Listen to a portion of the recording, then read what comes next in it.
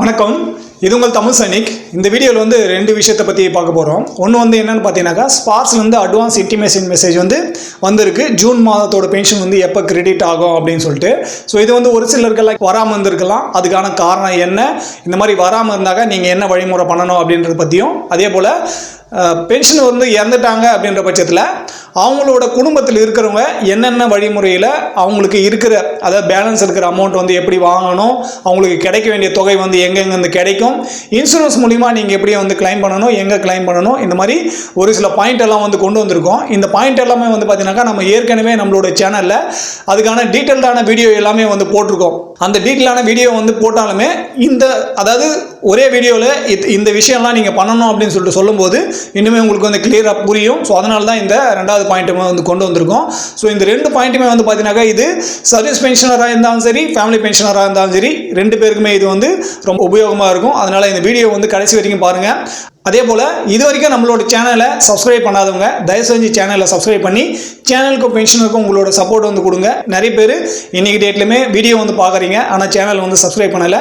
So நீங்கள் subscribe பண்ணி சேனலுக்கான support கொடுக்கும்போது இனிமேல் நம்ம இந்த மாதிரி நிறைய டீட்டெயிலான வீடியோ வந்து உங்களுக்கு கொண்டு வந்து எக்ஸர்வீஸ் மேனும் சரி, அவங்கள சார்ந்து இருக்கிற குடும்பமும் சரி, என்னென்ன வெல்ஃபேர் இருக்குது, அதை எப்படி வந்து நம்ம கிளைம் பண்ணி வாங்கலாம் அப்படின்ற விஷயத்தை வந்து நீங்கள் தெரிஞ்சதுக்கான வாய்ப்பு வந்து நம்ம ஏற்படுத்தி கொடுப்போம். ஸோ அதனால் தயவு செஞ்சு சேனலுக்கு சப்ஸ்கிரைப் பண்ணி உங்களோட சப்போர்ட்டை வந்து கொடுங்க.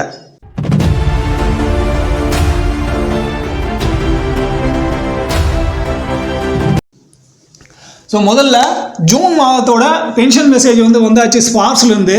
நம்மளோட பென்ஷன் வந்து பார்த்தீங்கன்னாக்கா 30 ஜூன் 2026 வந்து பென்ஷன் வந்து அக்கௌண்ட்டில் கிரெடிட் ஆகிடும். இது வந்து யாருக்கெல்லாம் ஸ்பார்க்ஸில் மைக்ரேட் ஆகிருக்கோ அந்த பென்ஷனுக்கு மட்டும்.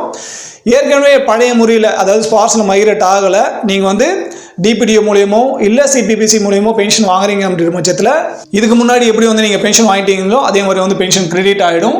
ஸ்பார்க்ஸில் மைக்ரேட் ஆனவங்களுக்கு மட்டும் 30 ஜூன் 2026 உங்களோட பென்ஷன் வந்து அக்கௌண்ட்டில் கிரெடிட் ஆகிடும். ஸோ இந்த மாதிரி அட்வான்ஸ் இன்டிமேஷன் மெசேஜ் வந்து உங்களுக்கு வராமல் இருக்குது அப்படின்னாக்கா, முக்கியமாக நீங்கள் வந்து இங்கே நோட் பண்ண வேண்டிய விஷயம் என்னன்னு சொல்லிட்டு பார்த்தீங்கன்னா, உங்களோட லைஃப் சர்டிஃபிகேட்டோட டியூ டேட்டு அந்த மாதிரி பெண்டிங் இருக்குது அப்படின்னாக்கா உங்களுக்கு இந்த மெசேஜ் வரதுக்கான வாய்ப்பு வந்து இல்லை. ஸோ அப்படி இருந்துமே, அதாவது உங்களோட லைஃப் சர்டிஃபிகேட் டியூ டேட் இல்லை, அப்படி இருந்துமே உங்களுக்கு வந்து இது வரல அப்படின்னாக்கா உங்களோட மெயில் ஐடியில் போய்ட்டு செக் பண்ணுங்கள். அங்கே வந்து பென்ஷன் ஸ்லிப் ஜென்ரேட் ஆகிருக்கும். இல்லை ஸ்பார்க்ஸில் நீங்கள் லாகின் பண்ணி இந்த மாதத்துக்கான பென்ஷன் ஸ்லிப் வந்து ஜென்ரேட் ஆகிருக்கா அப்படின்னு சொல்லிட்டு அதையும் செக் பண்ணுங்கள். ஸோ இந்த மாதிரிலாம் செக் பண்ணிவிட்டு உங்களுக்கு வந்து ப்ராப்ளம் இல்லை அப்படின்னாக்கா உங்களோட பென்ஷன் வந்து வந்துடும். 30 ஜூன் 2026 உங்களோட லைஃப் சர்டிஃபிகேட் டியூ டேட் இருந்து நீங்கள் லைஃப் சர்டிஃபிகேட் கொடுக்கல, இல்லை உங்களுக்கான இந்த அட்வான்ஸ் இன்டிமேஷன் மெசேஜ் வரல அப்படின்னாக்கா உங்களோட லைஃப் சர்டிஃபிகேட் ப்ராப்ளம் தான். நீங்கள் லைஃப் சர்டிஃபிகேட் கொடுத்த உடனே அந்த பென்ஷன் வந்து ரிலீஸ் ஆகிடும். ஸோ அதனால் லைஃப் சர்டிஃபிகேட் டியூ டேட் இருக்கிறவங்க லைஃப் சர்டிஃபிகேட் வந்து டைமில் வந்து கொடுங்க. ஸோ அது கொடுத்தாக்கா உங்களோட பென்ஷன் வந்து ரிலீஸ் ஆகிடும். மற்றபடி இந்த மாதம் பென்ஷன் வந்து கிரெடிட் ஆகிடும். ஸோ இந்த மாதிரி லைஃப் சர்டிஃபிகேட் ப்ராப்ளம் இல்லாமல் உங்களுக்கு வந்து பென்ஷன் ஆகலை அப்படின்னாக்கா நீங்கள் 30ஆம் தேதி வந்து வெயிட் பண்ணுங்கள். அப்படி ஆகலைன்ற பட்சத்தில் நம்மளோட சேனலை கான்டாக்ட் பண்ணி உங்களோட பிரச்சனை என்ன சொல்லிட்டு செக் பண்ணிவிட்டு அதுக்கான சொல்யூஷன் வந்து நீங்கள் வாங்கிக்கலாம். ரெண்டாவது பாயிண்ட்ல வந்து என்னன்னு பார்த்தீங்கன்னா, டிஃபென்ஸ் பென்ஷனர் வந்து இறந்துட்டாங்க அப்படின்ற பட்சத்தில் நெக்ஸ்ட் அவங்க குடும்பத்தில் இருக்கிறவங்க நீங்கள் என்னென்ன வழிமுறையெல்லாம் பண்ணி ஃபேமிலி பென்ஷன் வந்து ஸ்டார்ட் பண்ணணும். அதே போல் ஒரு பென்ஷனர் இறந்துட்டாரு அப்படின்ற பட்சத்தில் அவருக்கு எங்கெங்கே இருந்தெல்லாம் உங்களுக்கு வர வேண்டிய பணம் வந்து வரும் அப்படின்ற பற்றி தான் இந்த பாயிண்ட்ல வந்து பார்க்க போகிறோம். ஸோ இதில் வந்து எல்லா பென்ஷனருக்குமே இது வந்து பொருந்துமானாக்கா கிடையாது. ஒரு அதாவது பென்ஷன் அவுட் ஆகிட்டு ஒரு 15 வருஷம் இல்லை ஒரு குறிப்பிட்ட நாள் வந்து கடந்த பிறகு அது வந்து காலாவதியான அந்த சேவையெல்லாம் வந்து கிடைக்காது. ஸோ அது எது எதாவது சொல்லிட்டு அந்த மாதிரி ஒரு சில விஷயம் இருக்குது. ஸோ டிஃபென்ஸ் பென்ஷன் இறந்த பிறகு முதல்ல வந்து நீங்கள் ஃபேமிலி பென்ஷன் யார் வாங்க போகிறாங்களோ அவங்களுக்கு வந்து ஃபேமிலி பென்ஷனுக்கான அப்ளை வந்து பண்ணுங்கள். இது வந்து மனைவியாக இருக்கலாம், இல்லை மனைவி இல்லாதவங்க மகனோ மகளோ வந்து இருக்கலாம். ஸோ இந்த மாதிரி மகனுக்கும் மகளுக்கும் என்னென்ன கண்டிஷனில் இருக்கணும், அவங்க வந்து பென்ஷன் எப்படி வாங்கலாம்னு சொல்லிட்டு நம்ம ஏற்கனவே வீடியோ வந்து போட்டிருக்கோம். ஸோ அந்த மாதிரி இருக்கிறவங்க ஃபேமிலி பென்ஷனுக்கு அப்ளை பண்ணுறதுக்கான ப்ராசஸ் வந்து ஸ்டார்ட் பண்ணுங்கள்.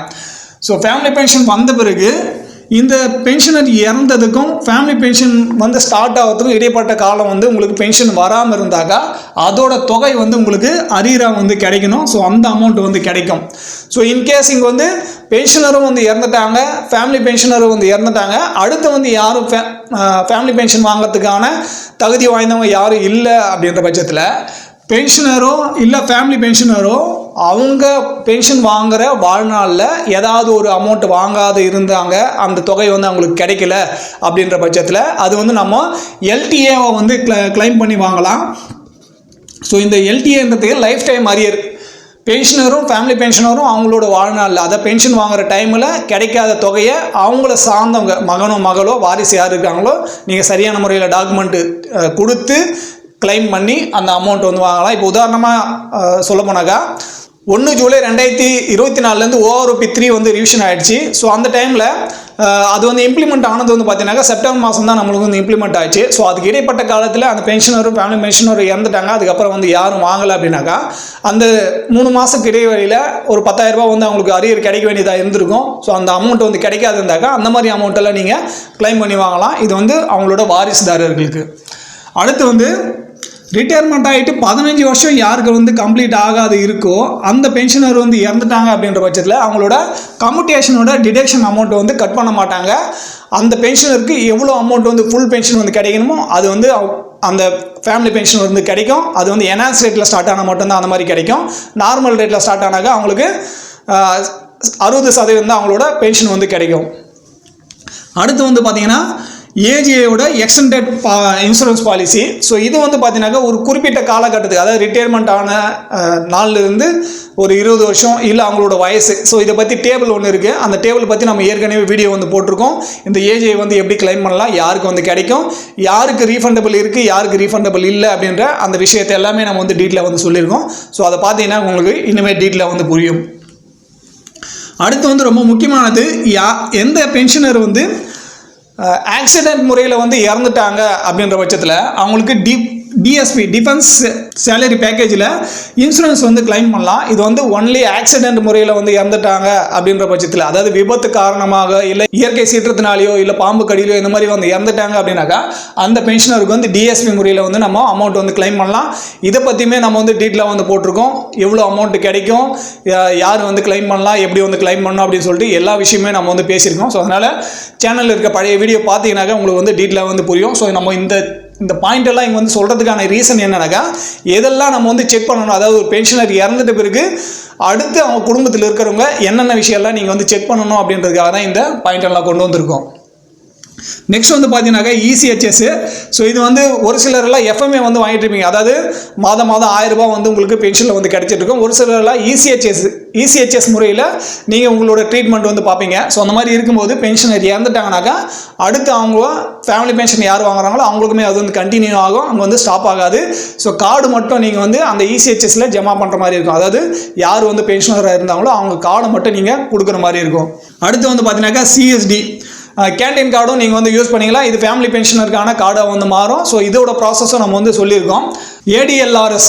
ஸோ இது வந்து பார்த்தீங்கன்னாக்கா ஒரு பென்ஷனரோ இல்லை ஃபேமிலி பென்ஷனரோ இறந்துட்டாங்க அப்படின்ற பட்சத்தில் இது வந்து அவங்களோட இறுதி சடங்குக்கான கிடைக்க வேண்டிய காசு. பென்ஷனர் இறந்துட்டாங்க அப்படின்ற பட்சத்தில் 10,000 ரூபாயும், ஃபேமிலி பென்ஷனர் இறந்துட்டாங்க அப்படின்ற பட்சத்தில் 7,000 ரூபாய் வந்து கிடைக்கும். இது யாருக்குன்னு பார்த்தீங்கன்னா ஆர்மியில் இருந்தவங்க மட்டுமே.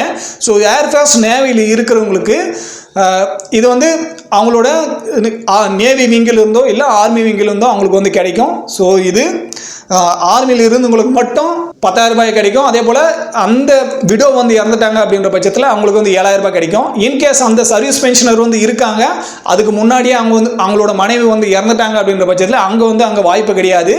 இங்கே வந்து எக்ஸ் சர்வீஸ்மேனோட விடோ இறக்குறாங்க அப்படின்ற பட்சத்தில் தான் அந்த 7,000 ரூபாய் வந்து கிடைக்கும். ஸோ இது வந்து நம்ம ஒரு சில பாயிண்ட் எல்லாம் உங்களுக்கு வந்து ரிவிஷன் பண்ணி உங்களுக்கு என்னெல்லாம் கிடைக்குது அப்படின்ற அந்த தெளிவு கொண்டு வரணும் அப்படின்றதுக்காக தான் இந்த வீடியோ வந்து நம்ம கொண்டு வந்ததுக்கான காரணமே. ஸோ இந்த வீடியோ மூலிமா நான் என்ன சொல்ல முயற்சி பண்ணணும், அது வந்து உங்களுக்கு பிடிச்சிருந்தாக்க வீடியோ லைக் பண்ணுங்கள். ஸோ நம்ம இந்த சொல்ல பாயிண்ட் எல்லாமே தனித்தனியாக நம்ம வந்து வீடியோ வந்து போட்டிருக்கோம். அதாவது ஃபேமிலி பென்ஷன்னா எப்படி வாங்கணும், அரியர் எப்படி வாங்கணும், கம்யூட்டேஷன்னா என்ன, ஏஜேனா என்ன, டிஎஸ்பினா என்னன்னு சொல்லிட்டு என்னெல்லாம் நம்ம வந்து இங்கே சொல்லியிருக்கோமோ இது எல்லாமே தனித்தனியாக ஒவ்வொரு வீடியோலையும் நம்ம வந்து வித் டாக்குமெண்ட்டோட ரெஃபரன்ஸோட நம்ம வந்து டீட்டெயிலாக எக்ஸ்பிளைன் பண்ணியிருக்கோம். அதெல்லாம் பார்த்தீங்கன்னா உங்களுக்கு வந்து இனிமேல் டீட்டெயிலாக வந்து புரியும். ஸோ இந்த வீடியோ கடைசி வரைக்கும் பார்த்துக்க நன்றி. இதே போல் இன்னொரு வீடியோவில் மீண்டும் சந்திக்கலாம். நன்றி, வணக்கம்.